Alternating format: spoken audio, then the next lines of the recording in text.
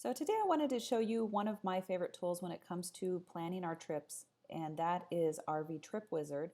We don't have any affiliation or anything with them. I'm just showing this to you because we use it for every single one of our trips, and I think it's a very useful tool, and I wanted to show you how we use it so you can see whether or not it's useful for you to use. So when you log into it, I'm already logged in and I already have some settings set up. So I'll go through and build a new trip, but some of the features the first time you use it, of course, will be a little bit different because you have to do some of your settings and whatnot. But when you log in after you've been in before, you have an option to either open a trip, one of the trips you've been working on or one of your previous trips, or you can start a new trip. And so I'm going to focus first on starting a new trip because I think that'll help you see how it works. So I'll click that. You can give it a name. I'm going to pretend we're going to Yosemite. I'm just going to redo one of our trips pretty much. Do you know what day you're leaving? Sure, let's pretend that we are leaving tomorrow. Oh, I already have a Yosemite trip. Okay, sorry, Yosemite 2. You can use your current location, or you can, which it never quite finds our location correctly. So, but that has probably more to do with our VPN stuff.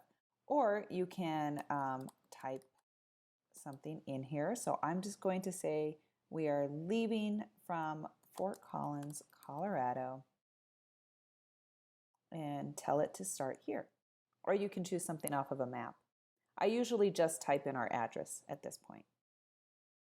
And then what you'll do is it will open up your trip settings. Now these trip settings will have default settings that you determine the first time you go to use RV Trip Wizard, and some of those can be saved in here by default. But things like, the trip name and trip notes, you can add to that here. And then sometimes I'll put a note in here like this is a trip we're going on with somebody else. This is a 10-day trip, 2-week trip. I don't think this would be a very useful trip if you're just like a weekend warrior and you just head somewhere that's pretty local within an hour or so. For the weekend, you're kind of going to the same place usually. I don't think there'd be a lot of benefit to use this tool, RV Trip Wizard, just because it really is for distance planning and when you're trying to set up trips that are maybe across the country or throughout other states and places you haven't been. That's really where you get your biggest benefit from this. So anyway, you can add trip notes and just type them in here. Trip status, it just defaults to active. And pre-departure email is an email that it will send you when it's the day before your trip to say, hey, you're heading to wherever the next day. And you can see on a day-to-day basis what your next day is going to bring. If I go up here to RV info, like I said, I have this built in here from before because I already put it in here. We have a 13 6-inch head clearance because of not only what we have on top for the RV, but then our solar panels and the wireless things, the internet things and stuff like that all kind of bring us up to 13.7. So I put it in there as 13.7. Our length is 37 feet. That doesn't account for the tow behind. So maybe I should update that. But so far I've left that at 37 feet. It seemed to be okay. And then our weight is probably actually more than 20,000 pounds, but you can put that in here as a default and you can adjust it at any point in time. So if I decide I really need it to really say 28,000 because that's probably more accurate, then you can just make that change. And then carrying propane, I always use this to yes because we always have propane with us. And apparently that becomes a problem sometimes when you're traveling out east. There's certain bridges and stuff you can't go across if you have propane. At least from what I've been told, we haven't done that yet. Then over here on fuel type, we have diesel. Fuel capacity, our full capacity is 100 gallons, but what's a better plan is to stick this as 75 and then put those last 25 gallons in the fuel reserve.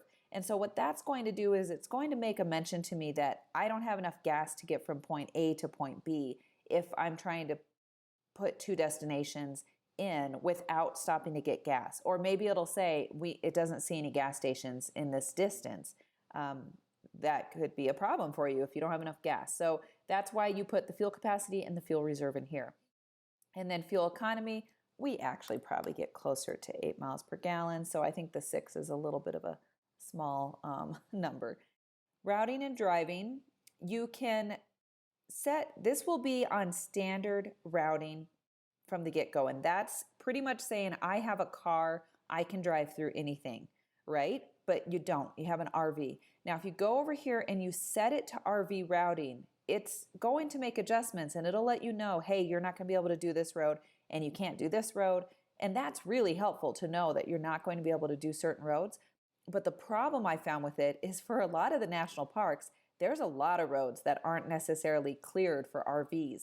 Doesn't mean you can't get through and it doesn't mean you can't get to them, but RV Trip Wizard is using kind of like the truckers travel atlases and things like that to tell you, hey, this road is cleared for a large vehicle your size, or we don't really have information on this road. We're not going to tell you for sure if it's cleared or not. So I'm going to leave this standard routing for now so it allows me to build a trip, because there's a good chance it's not going to give me any option to do RV routing when it comes to try to get to Yosemite. You can also come up here and say if you want to avoid certain things. So like, I don't want to be taking any ferries. I should not have to take a ferry to go from Colorado to Yosemite. I know I don't. But that'll let you make sure to avoid ferries. That comes in handy when we went to Olympic National Park, because general routing tries to make you take the ferries that go kind of from the north part by Cascades over to Olympic without having to drive down through Tacoma, which is great and would save a lot of time, except my RV can't do that.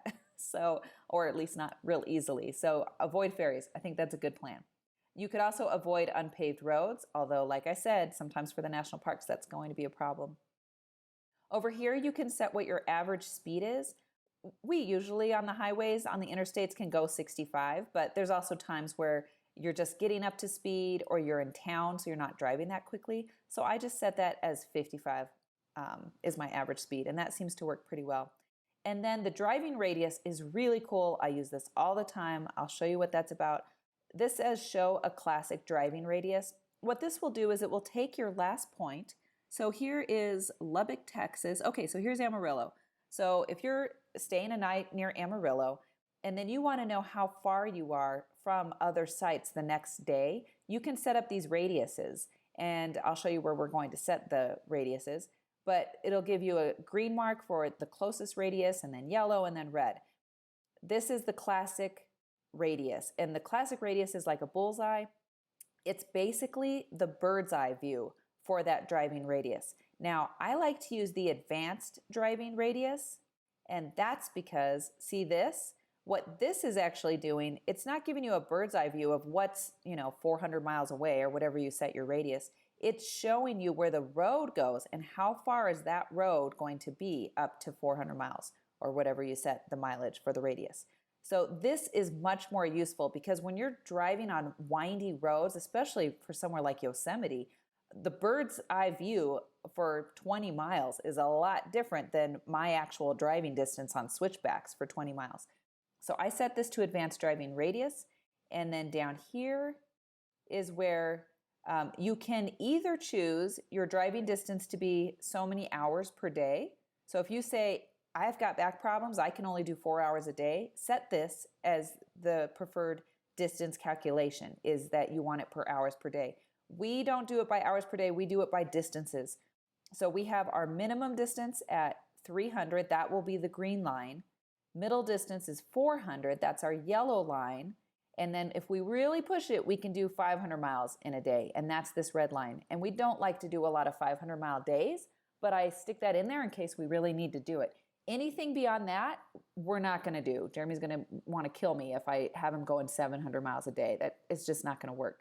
So we set up our distances for 300, 400, 500. And you might have a different distance. 100, 200, 300 is all you want to drive. Or you might have hours per day. You can set either. And it's really nice that it lets you do whichever way you want to do it. And then the last part is expenses. So generally, I have this set for $50 for camping. I don't know that that's really high enough. It probably should go up to $60, but you know what? I'll just adjust it for this trip. If I can get a state park, maybe I will be lucky enough to have like $30 a night. But if I'm staying at KOAs and stuff, I'm probably closer to $65 a night. So you can set this as a default. You can set your meals as a default. We usually bring all of our meals with us, so we don't tend to eat out. Miscellaneous expenses are things like, souvenirs from the national park stores, things like that. I can set that up. and then the cost per gallon for your gas. And right now, I think we still probably are about $3 a gallon for diesel, but if I'm heading to Alaska or through Canada, I might bump that up to 4 or 5. And then you can decide if you want to recalculate after each stop. I just have it do a general one for the trip. And I find it's generally pretty accurate with these estimates because we've done enough trips, I can kind of go off of this. So now I'm done with my trip settings. I'm going to save those trip settings and it will build my trip. It doesn't take real long. It has me starting from Old Town, Fort Collins, it looks like. And now what I can do, if I want to change any of those trip settings, you just come up here to where this wrench is at, and you can click that, and you can choose trip settings. There's a bunch of other stuff here, as you can see. When you're done building your item, you can send it to a friend who has RV Trip Wizard, and then they can open the plans up in their version of RV Trip Wizard. You can, I haven't done visitor view, I haven't sent to a GPS.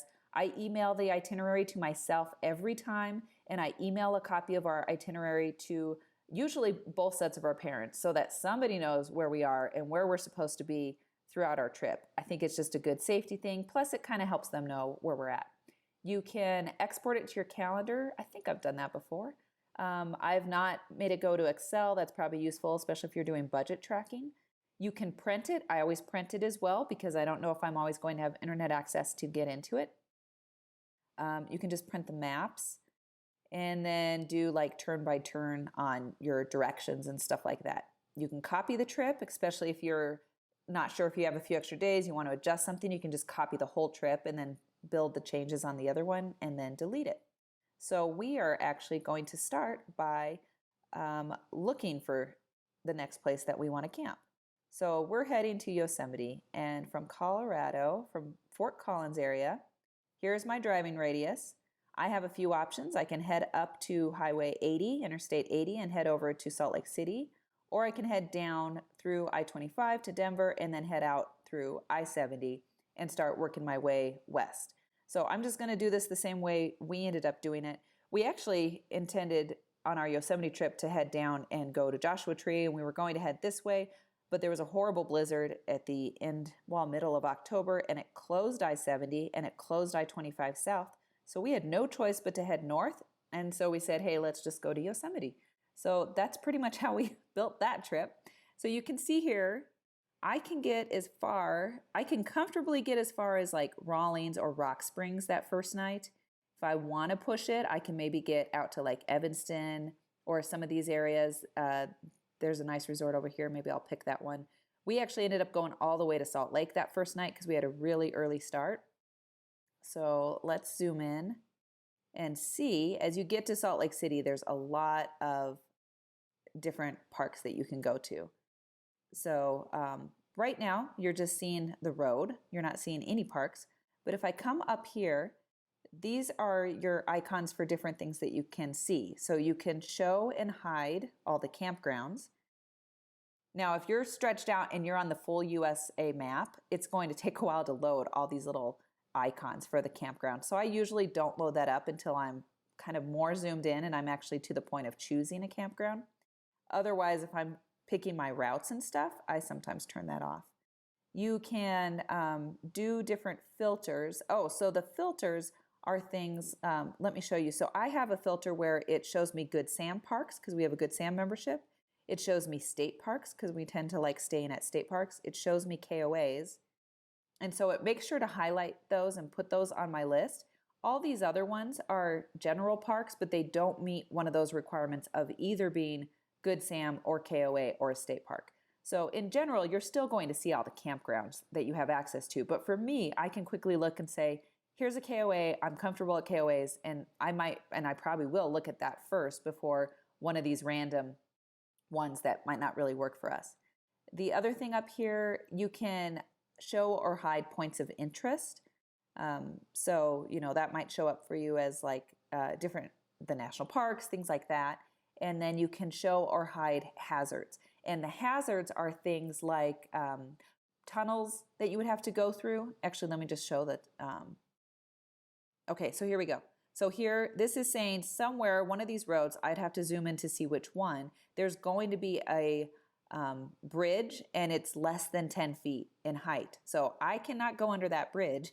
And so it's giving me the hazard warning. Now, my guess is this is an underpass from the highway. The highway is not going to have a 10-foot bridge, but probably a road that goes underneath the highway is where that less than 10-foot thing is coming from. So for now, I don't really need that. I'm just going to uncover that. But let me zoom in a little bit more, choose a site. Okay, so there's this nice resort. We have never stayed at it. We always say we want to stay at it. Over here outside of Colville. Yeah, Echo Island. Okay, so we see this like oops, I didn't mean to zoom in. I meant to scoot over. So if you do the zoom with your fingers, you're going to zoom in. I'm on a touchpad on a Mac. Okay, here we go. You have to click down, see the little hand, and then you can drag and move your map. That's how you move your map. Otherwise, it's going to zoom in for you. Okay.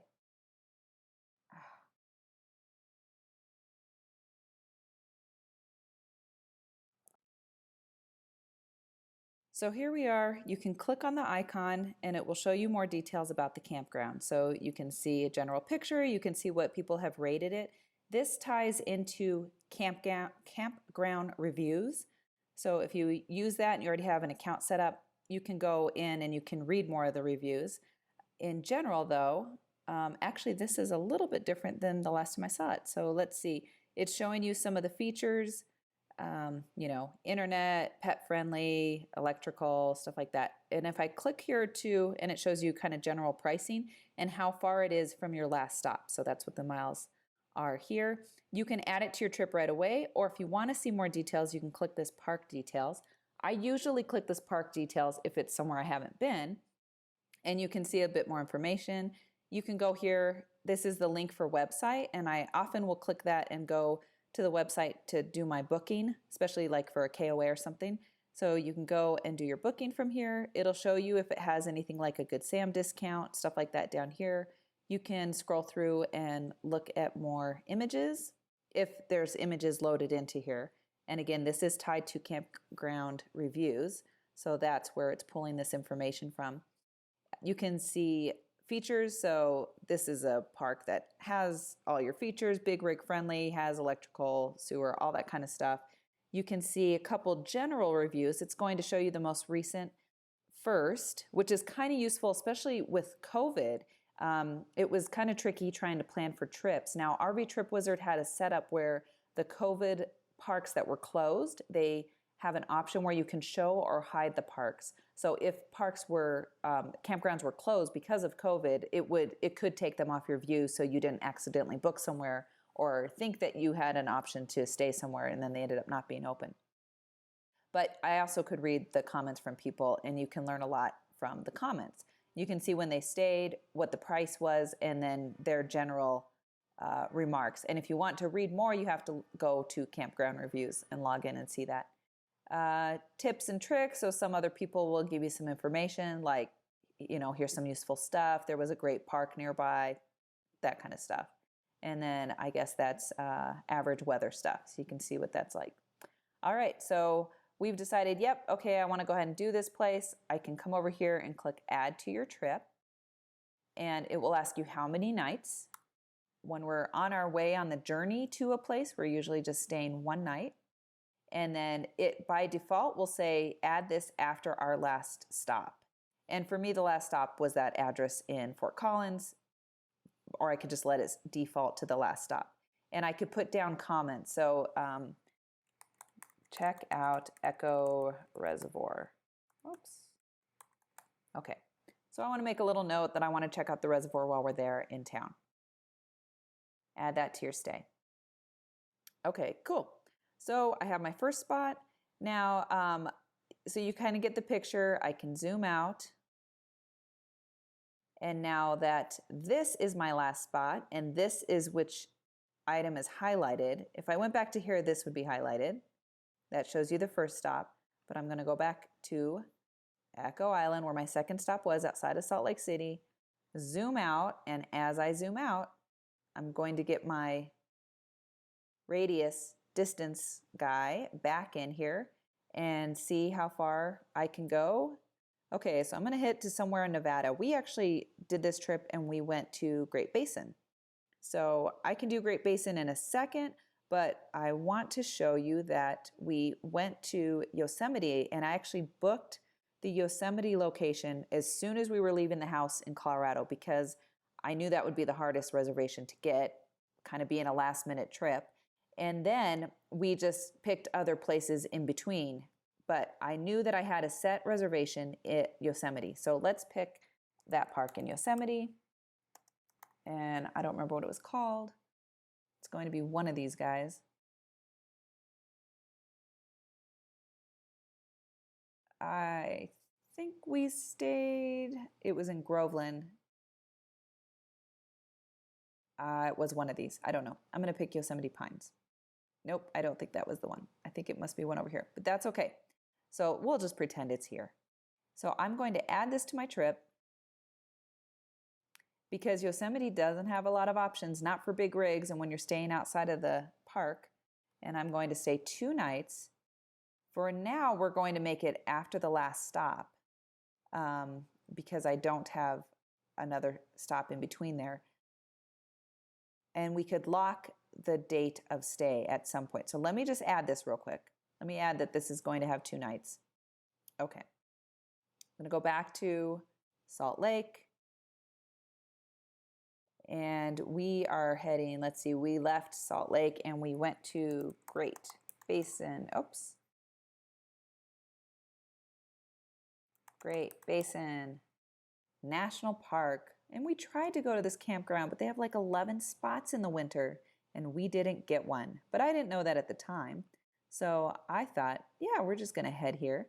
So I say add to my trip. Now I'm going to add this after, not the last stop that I've put in here, because I threw that Yosemite reservation in there. And that's useful to do too if you already have a confirmation number and you want to track all that. I can show you where we do that. But what I want to do now is after we leave Echo Island Ranch, after we leave Salt Lake, we're heading to Great Basin. So I want this to be a 1-night stay after we have been at that Salt Lake location. So I'll add that to my trip, which is pretty much what we did. Oh, look, I've got a hazard over here. I've got something over here. This is probably telling me this road is not open.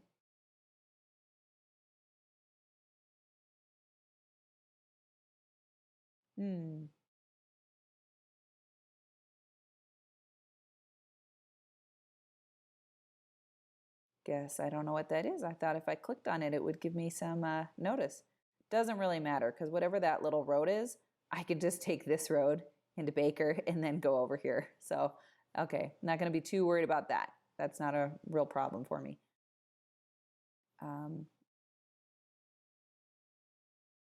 But what it's doing, let me take off my campgrounds and hide the hazards. And let me show you something. So here it's building my trip for me, the route that I need to take. So I'm heading from Fort Collins, Salt Lake area, heading down over by kind of Eli. Here's Great Basin.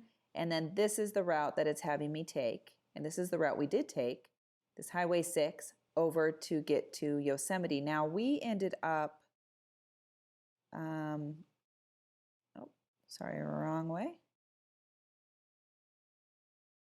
We ended up coming down through here and staying in Mammoth Lakes the next night. So what we're seeing over here, the distance from Fort Collins to that first location is 436 miles. It'll take me about 7 hours and 55 minutes. So almost 8 hours. We're going to stay 1 night. This is how much my cost will be between the campground and the fuel cost and what I put in for miscellaneous. So that's how it's estimating $184. The next night to get out to Great Basin, it's only 282 miles, will take us 5 hours, 1 night, and here's the cost. Now I can adjust that cost and do whatever. So if I know that the campground's only gonna be like $18, I can adjust that and make changes. And then the next night to head over to Yosemite Pines, $452, or 452 miles, 8 hours. $200, and that's for 2 nights. So there you go. Here's my route. But here's the interesting thing, okay? This is January. I stuck this in as a trip in January. And anyone who's been to Yosemite and knows this area knows that Tioga Pass is not open in the winter, okay? This is Tioga Pass. This is not open. If you went to stick Great Basin in your Apple Maps and you said you're heading to, Yosemite Pines over here in Groveland, it's going to run you all the way up here to Reno and then over here, and then you can head down because you cannot cross the Sierras in the winter. The road's closed and there's no other road that goes across. So here's one problem and limitation with the app is that it's not smart enough to know that this road is closed. Even though your Apple Maps knows that, it doesn't know that. So that's my problem, number one. And hopefully they can figure out a way to work that out because nothing's more frustrating than being the person in the winter that had some nice weather and said, you know what, we're going to be over here. Let's just head over to Yosemite. And then you figure out you can't get there without a 5-hour detour to come up and around. All right, so we'll ignore that this road's actually closed. I'm just going to go for it. We'll pretend it's summertime. So from here now, we headed on to, here's the hide your COVID parks, by the way. So if anything's closed, this should actually, let me click that because California, the private California parks are open. But if I tried to do a California park that was like within Yosemite, I bet it would not allow me to choose it. Not like they're going to be open this time of year anyway, but I'm curious, does it think that the Great Basin one is still open? Let's check it out. Okay, well, it's still got it in there, maybe because I already chose it, or maybe because that's in Nevada, it's not actually closed. But the California parks are closed right now, the public ones at least, and the national parks and stuff. All right, so next stop, I would hit off to, we went to Sequoia National Park. And I don't really know where we're going to stay, so I'm just going to choose the point of interest of Sequoia National Park. And hey, it's only 200 miles away. Of course, I can't necessarily drive all the roads that would take me to it, but I don't know that yet. And this isn't telling me that. So here, okay, it says you're heading to Sequoia. You don't have to set any nights. So if you're like, okay, we're visiting, actually, let's do Yosemite Village. That'll be a better one. So Yosemite Village at Yosemite Park, point of interest, more details. I'm going to add this. I'm not going to do one night of stay because I'm not actually staying in the village. I just want to go see it for the day. So you can save it as a stop. And it's kind of nice to save it as a stop because then you'll have it on your map and your directions. But for us, that doesn't really apply because we're not taking our RV all the way in to this spot. We're taking the Jeep. And so I don't have to deal with the clearance issues and the diesel use of fuel or anything like that to go to this stop. So this price point isn't right because that's basing it on the RV, and distance and time and all that stuff might not be right. But I think what's more interesting is that it doesn't think that I'm going to be hitting a bunch of tunnels here, which I am, and I'm not going to be able to make it through. Let's see if it routes us through the Wawona Tunnel. That'll be a big problem. And I ran into this when we booked our trip. Okay, so we stayed at somewhere called Lemon Cove RV Park. Really liked it down there. This is where we stayed when we went to Sequoia next. So I'm going to add this to the trip, hang out 2 nights here. After our last stop, which is, I'm going to pick it from the campground. Actually, I can't pick it from the campground because then it's going to have me route all the way back up to the village. So I'm going to click and drag this so that this is after going to the village and being at the Pine Resort and all that stuff. You just click and drag these to move the order. And I'm interested to see what highway it thinks I can take.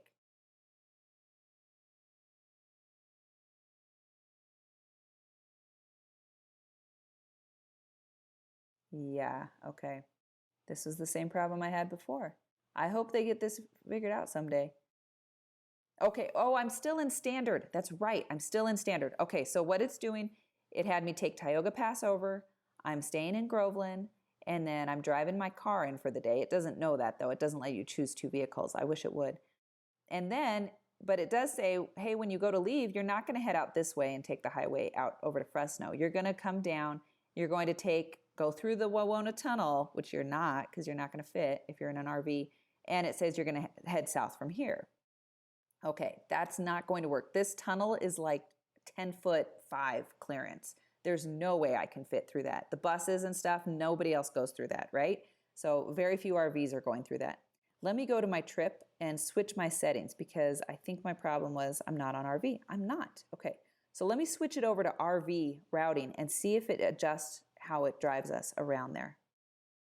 Give it a second to rebuild. All right, so now if we zoom in,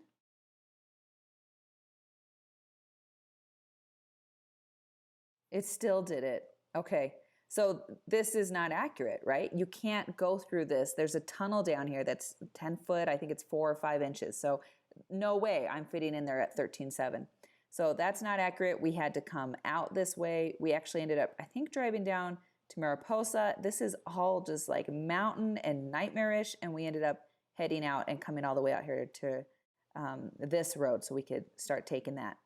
So that is very unfortunate because this is not a route I can take, and that's why I wanted to check it out with Yosemite.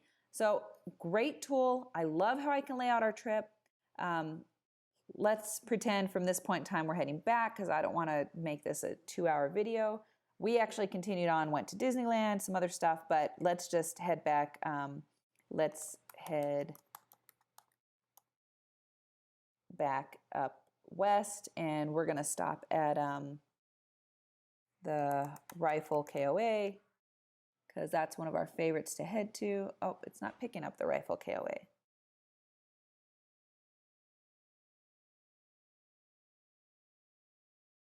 Okay, let's go to Glenwood Springs. We have family near there, so there's my KOA that I love. Okay, so let's add it. We're going to stay one last night there at the end. Add it to our trip. So from Sequoia, outside of Sequoia in Lemon Cove, heading all the way to Glenwood is going to be 947 miles, which is too far. That's 17 hours of driving, and we're not going to do that. So I'll have to put another park in there. But just to give you an idea, this is kind of what it can look like. And then at the end, you say round trip option. You can mirror back and go back the way you came, or you can do a direct route back to your starting point, which I'm going to do at this point, and then that'll get us home. So I have a full trip. If I zoom out, I don't need to see all the campgrounds. I'm going to turn those off. Zoom out. You can see I'm starting up here, heading out this way, going down and around and coming back. And at this point in time, I can go in and edit anything I want. I can email the itinerary. So I usually do that to myself and to our parents. I can print it out. Sometimes I email and see what it's going to look like, and then I'll print it out. You can set up different preferences when you go to print. So it's really helpful and useful. And of course, you can set up, you can do different things on your trip settings. So it's really a useful tool. I love it, but man, I just can't trust it all the time. So I know that I knew these tunnels were a problem. Fortunately, I looked on the website. I talked to other people.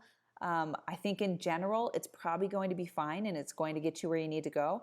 But it's a huge bummer to get over here by Yosemite and realize you've got a 5-hour detour to get around the Sierras, or that you can't drive through the tunnels and you only had one route to get into Yosemite Village in your RV and you couldn't take the other 2 routes. So those are the kind of little details that it's just not quite finessed enough to get you that level of detail. But 99% of the time, it's probably going to be fine. I think you just need to double check on either your trucker atlases. So if you have one of the big paper trucker atlases, we use those to make sure which routes are safe. And then I talk to other people. Sometimes I'll even pull it up in Google Earth and see what a route looks like, because you realize, oh my gosh, look at those switchbacks and how narrow that is. And I don't think we're going to fit and that's going to work. And so you do sometimes have to do a little bit of extra research. It's not a big of an issue when you're out in the plains, but man, when you are up in the mountains, it can be a real problem.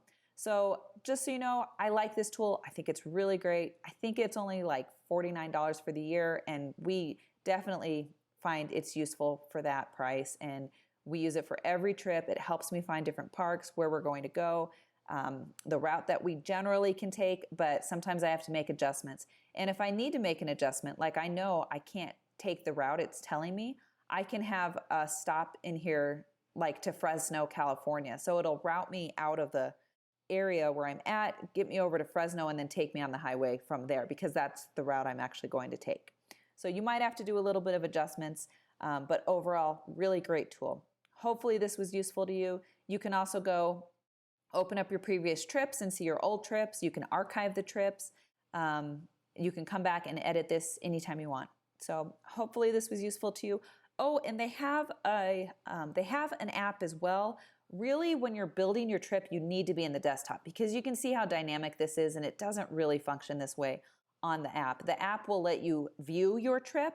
So it's just kind of like, just the same as like I email this to myself. It's basically kind of a view mode of the trip, but you're not fully building it and doing all of the modifications that you're doing here in the desktop. So you definitely need to work this on your desktop, and then you can have a view that goes to the app or that comes to you by email. So hopefully this was helpful. Thanks for watching.